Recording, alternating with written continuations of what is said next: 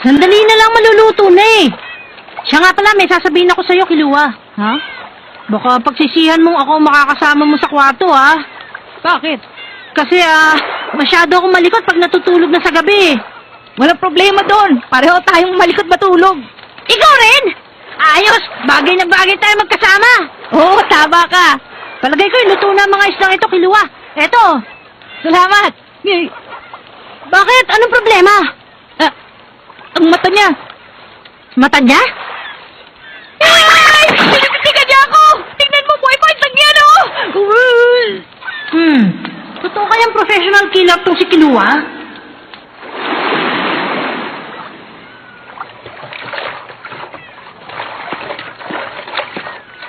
Naglilinis ka ba? Tama ka.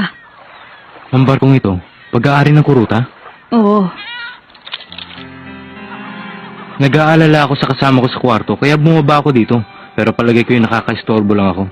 Sige. Leorio, ilaw. Maaari ba akong uminom ng ilaw? Ilaw?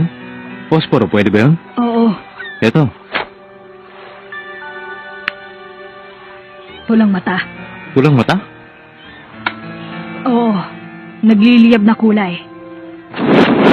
Ang mga pulang mata. Ang mga tao sa tribo ng kuruta ay namumulang kulay ng mga mata kapag nakakaramdam ng kakaibang kaligayahan. Kung sakaling may masawi sa pagkakataong yun, ang mga pulang mata ay hindi nakukupas at mananatili magpakailanman. Ang matingkad na pulang mata ay isa sa pinakamagandang likha sa mundong ito. Yun ang dahilan kung bakit inubos ang giniryoda ng tribo ng kuruta. Wala man lang natira kahit isang mata sa bawat labi ng mga taong yun. Hanggang ngayon, kinakausap pa rin ako ng mga sagradong mata. Pero wala pa rin akong nagagawa para magkaroon sila ng katahimikan. Bigo pa rin ako. Siguradong nawasak ang barkong ito sa pagtakas nila sa grupo ng Giniryodan. Ang konsuelo ko na lamang ang hindi ko na sila inabutang naghihirapan. Ganun pala.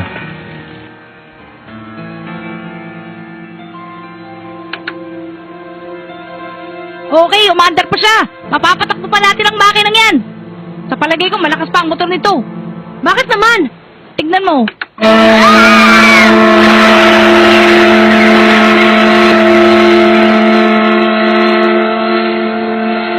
Ang tunog ng pagdadalamhati. Tama ka.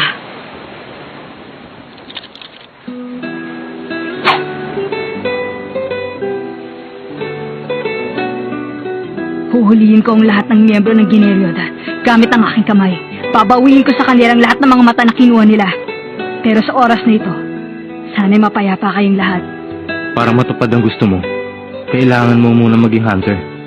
Pilitin mo. Magaganda itong nakuha natin ngayon. Oo, mukhang marami sa kanila ang mahusay. Sa tingin ko mahusay din ang bagay na yan. Tama ka, yan tinitignan mo. Maaari. Ngunit ang mga mamahaling bagay na katulad nito ay mayroon tamang lugar na dapat nilang paglagyan. Pero kapag maganda ang alaala ay hindi mo matatapatan ng pera. Sa tingin ko ito ang lugar na nababagi para sa kanya. Hanggang sa lumipas ang mahabang panahon. Tama, mahal ko. Kakainis na! Bakit hindi pa rin lumalamig ang kwartong ito hanggang ngayon?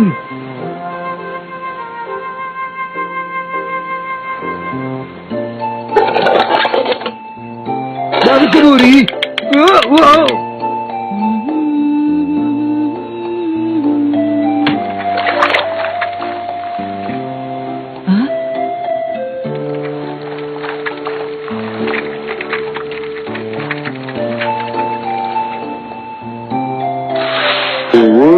Ang ginagawa ko dyan? Bagong record.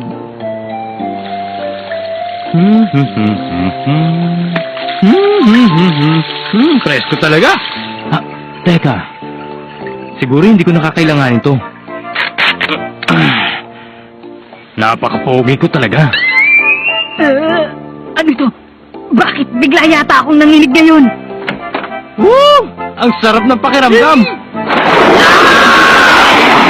Teka, anong problema? Wala ka bang narinig mula sa labas? Wala naman. Ingay lang yung nagdagat. Ganun? Gumising tayo ng maaga bukas para mas mapang paglilibot natin, ha? Tama ka dyan. Matutulog na ba tayo ngayon? Dapat lang na natutulog na maaga mga bata. Bakit ba hindi ako pwede lumakad na nakubod dito? Samantalang sa aming dalawa ay siya tumukuha ang kaduda-duda.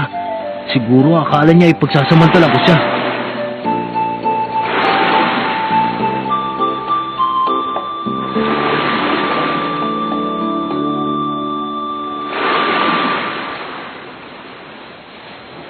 Magandang umaga, mahal. Ito na ang tamang oras. Oo, tama, mahal ko. Maganda ka.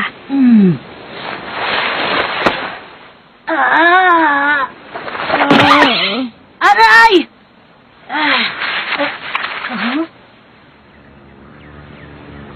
Kiluwa, gumising ka na!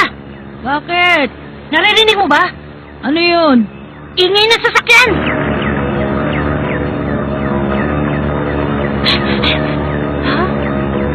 Ha?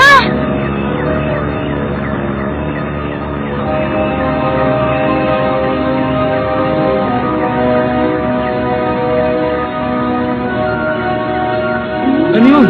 Bakit umalis yun? Ito siguro ang dahilan kung bakit nanginig ako kagabi. Anong balak nila? Bakit nila tayo iniwan dito? Magsisimula na.